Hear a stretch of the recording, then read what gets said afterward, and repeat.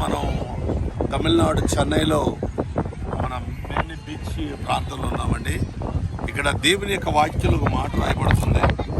అది యెషయా గ్రంథము 57వ అధ్యాయము 20వ వచనం. భక్తిహీనులు కదులుచున్న సముద్రం వంటి వారు, అది నెమ్మల పరచనేరదు. దాని జలములు బురదను వెళ్ళగురు,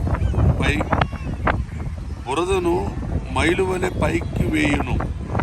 21లో దుష్టులకు నెమ్మది ఉండదు, దేవుడు సెలవించున్నాడు. ఈ మాట ఎందుకు చదవాలనిపించిందంటే, ఈరోజు సముద్రం ఎలాగైతే కెరటాలు వేసి దాని నెమ్మది లేకుండా ఉంటుందో, భక్తిహీనులు అనేవారు సంఘంలో ఉంటారు.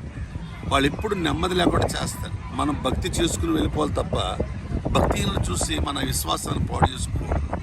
భక్తిహీనులు ఎప్పుడు కూడా బురద వేయడానికి, ఎదుటి వారిని తప్పు పట్టడానికి, ఎదుటి వారిని బాధ పెట్టడానికి ప్రయత్నిస్తారు. అటువంటి వాళ్ళని చూసి మీ విశ్వాసాన్ని, మీ ఆత్మీయతను పాడు చేసుకోవద్దని ఓ దైవజనుడిగా మీకు మనం చేస్తున్నాను.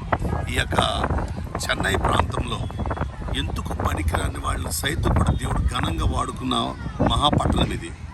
నేను ఇటువంటి కాలం విన్నాను.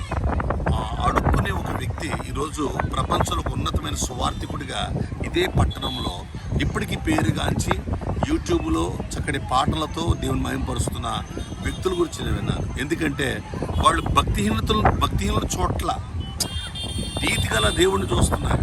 మనం కూడా భక్తి పరులు ఉంటారు, భక్తిహీనులు ఉంటారు. సంఘంలో భక్తిహీనులు ఎప్పుడు కూడా బురదను వెళ్ళగలుగుతూనే ఉంటారు. ఎదుటివాడిని లోపాలు, సమస్యలు, ఇబ్బందులు, ఎదుటివాడి గొడవలు ఇవే మాట్లాడుకుంటారు తప్ప సంఘానికి వచ్చి వాళ్ళు ఆత్మీయత మాట్లాడరు. అలాంటి వాళ్ళని మీరు చూడొద్దని ఈ బీచ్ నుండి మీకు ఈ సందేశాన్ని అందిస్తున్నాను. Praise the Lord. God bless you.